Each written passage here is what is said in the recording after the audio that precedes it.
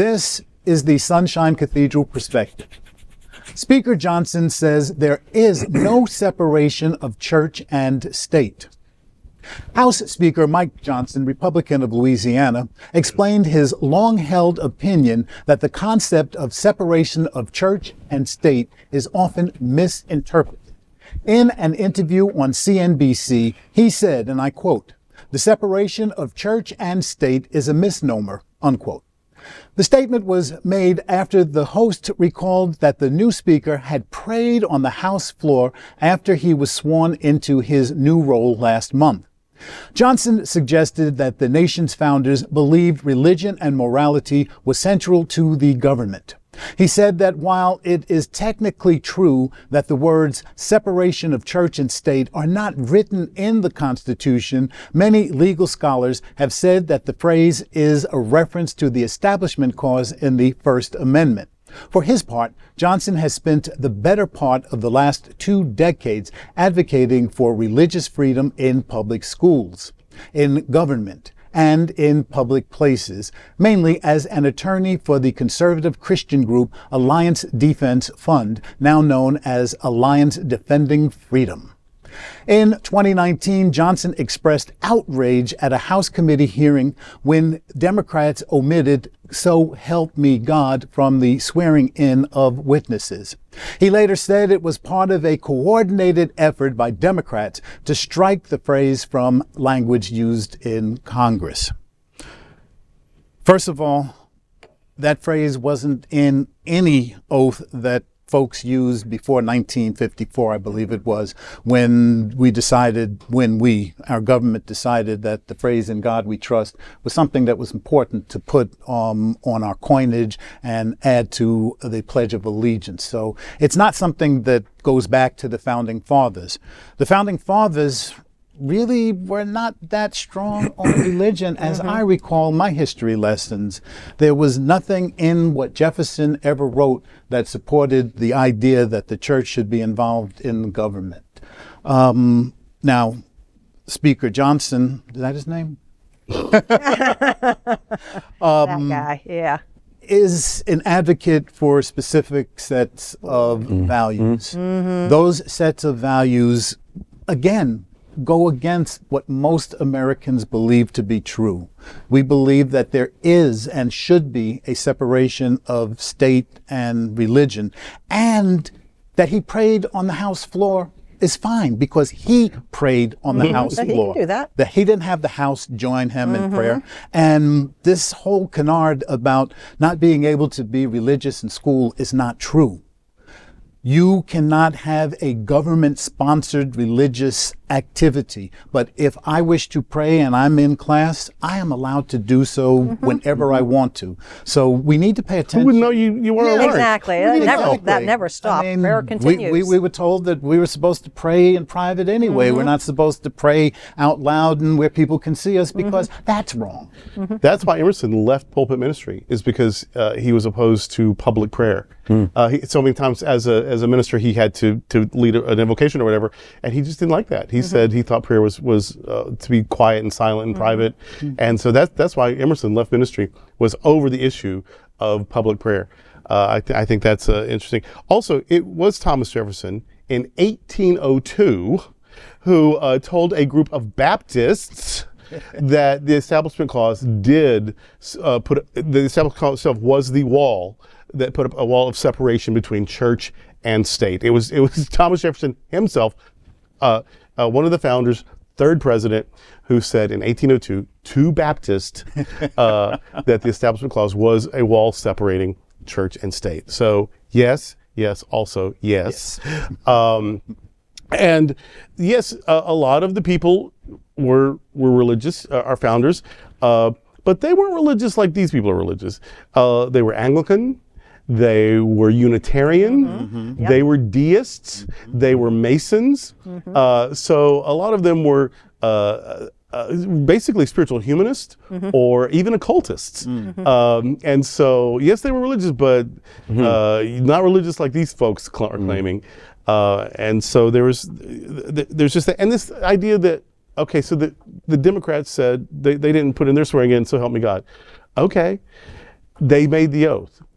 Sometimes I get upset when I made it on, on a Quran or something instead of, it doesn't matter what you're swearing on because there's no magic in it. Right. Like if I swear on this pin, I break my promise, this pin isn't going to come out after me. You know what I mean? So it's all the superstition anyway. As far as I can tell, of all the people who swore to do a good thing and to be faithful and to be conscientious and to be honest and to be true, and they swore and they asked for the help of God, so help me God, I can't tell that it's done a damn bit of good ever. Like either you meant it or you didn't. Either you're going to do your best or you're not.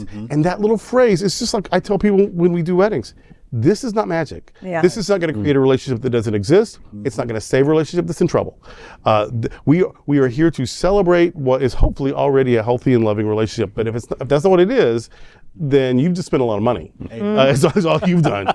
And the same thing with this. These oaths and whatever, just do right. Just say what you mean. Do what you say you're going to do. Apologize when you screw up. That's all it is. And that little magic oath isn't going to make that happen or not. Just do right. So if you want to say, so help me God, you don't want to say, so help me God. If you want to say, so help me the ancestors, so help me my friends and neighbors, whatever. Great. Yeah. Just keep your promise. Yeah. Well, and to me, the so help me God is a catch-22. So if God doesn't help you, then what? Yeah. So if it's perceived that God didn't intervene for you, oh, well, I guess it wasn't God's will. Really, get over it. It's just, you can't have it both ways. And if that prayer was so important to him, why did he have the Senate chaplain coming off a prayer for the whole Senate or the whole gathering versus attention-seeking behavior? Yes. Yeah. Oh, yeah. And doing what he did, because that's all that was attention-seeking behavior. Right. It was about him and what he was doing, not about the people that they serve by inviting the Senate chaplain in to offer a prayer on behalf of the work that they are called to do and the work on behalf of the people and doing right. Well, it was Mike Johnson, I think, saying that this is my interpretation of religion. This is what it is, and anything that is divergent from that is not. Here we go. Right. Yes. Exactly. So, I pray. I pray a lot. Do I pray? Do I pray in public? Do I go all over the place and pray and gather people around me and pray and that kind of thing? Generally not. When I'm out and about, Right. when I'm thinking, when I'm doing my work, I pray. And I don't need to let everybody know that I'm praying. And I'm also aware that prayer, like if it's silent, then it's just my communion with what I experience as ultimately real. So that's you can't get it wrong. But if I'm asked to do it, let's just right now say a little prayer for someone. Right. I'm now not only doing that, but I'm also communicating with people. Right. I'm setting a tone. I'm either including or excluding people while I do. Like now I've got a lot to think about, and it's almost as performative as it is prayer, and it's almost as demonstrative as it. So I have all this stuff going on, and so when I do that, I try to be sort of vague enough that you can insert what you need in there, Right. right? And do you know that upsets people? Even that upsets. Even this idea, like one of my favorite, especially if I don't know the room, someone says, "Will you say grace?" Oh, yeah. We live our lives at the expense of other lives. May we be worthy of the sacrifice. That is my most favorite grace. Do you know I've had people, after asking me to say grace, and after I've done that, come up and say a more appropriate grace. Oh, yeah. Dear Father, God, King, and giver of all good food, blah, blah, blah, to fix, because I wasn't, my piety was not performative enough or partisan enough or whatever. Another thing is, and I've done this intentionally, and even in our own church, because we've got interfaith families, we've got, anyone can walk in off the street, might be agnostic, you don't know. And this idea, and even good Christian people, progressive Christian, they sometimes resist the idea that God is making things happen. Because why would God sometimes do a good thing and sometimes let it slide, or sometimes pay attention, other times not, or help this one and not that one? And so we don't want to have this sort of Middle Ages idea of God as a king who's pulling all the strings, right? So even our opening affirmation now, where from the Psalms, where we say, "This is the day." I, about a year ago, quit saying this is the day our God has made. And I said, this is the day that has been made. Now, has it been made just by the passing of time? Has it been made by the natural order? Has it been made by the God of your understanding? You get to fill in the blank. Right. And surprisingly, no one has pulled me on that. Someone has asked Robert, why are we doing this now? But it's just that. It's just that. So prayer you're probably praying all the time. Is there any time In a that you're way, not yes, wishing that- someone that's well, so or true. hoping Right, for right. something to get Blessings better, everywhere. or loving on Get home someone? safe. Yeah. Exactly. Goodbye. Text when you get home. Yes. Simply a goodbye. Yeah, this is all. Yeah, which is God be with you. Yes. The goodbye. And so so prayer.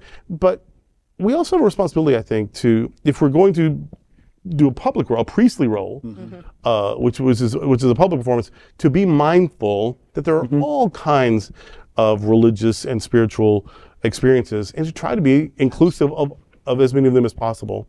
And I try to do that by, some people do that by naming every divine name they've ever heard. And that's fine, but it makes for a long prayer. Yeah. Whereas I just try to usually just make it open-ended enough that you can silently insert what is meaningful to you.